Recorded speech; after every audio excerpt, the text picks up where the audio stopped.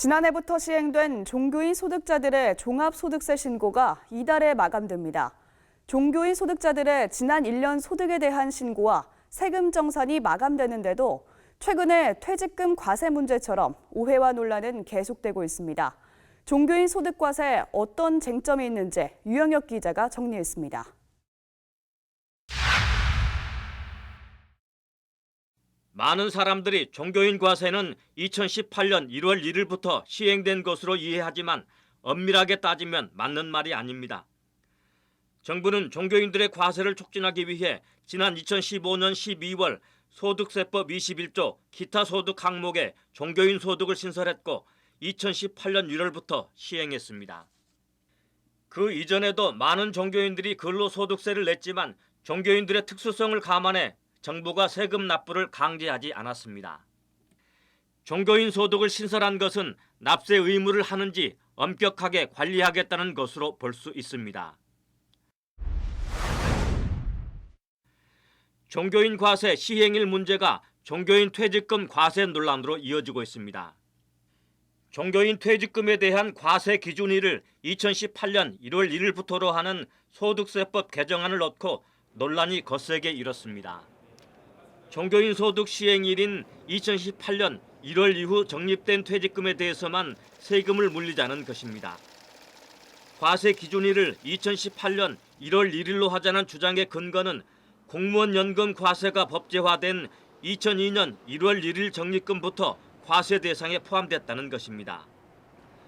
공무원 연금을 비롯한 공적 연금 가입자는 소득자가 연말 정산 때 납부된 연금만큼 세금을 감면받는 대신 별도의 과세인 퇴직금에 세금을 부과하는 것입니다.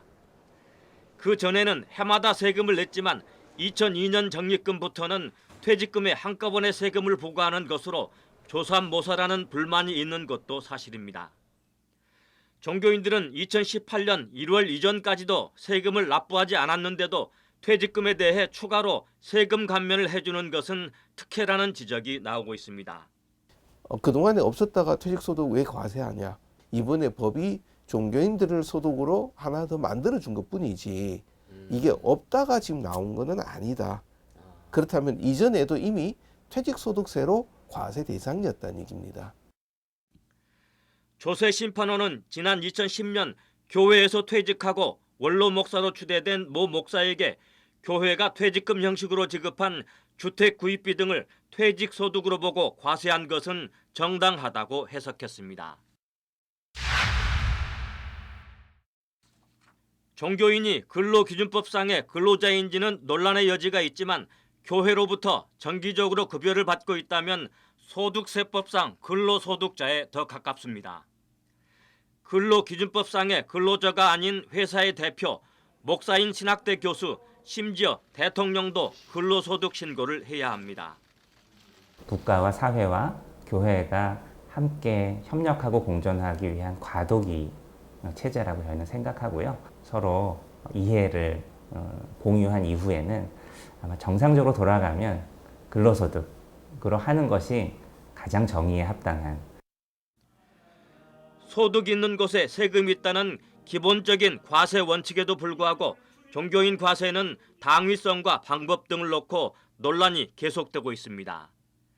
CBS 뉴스 유영혁입니다.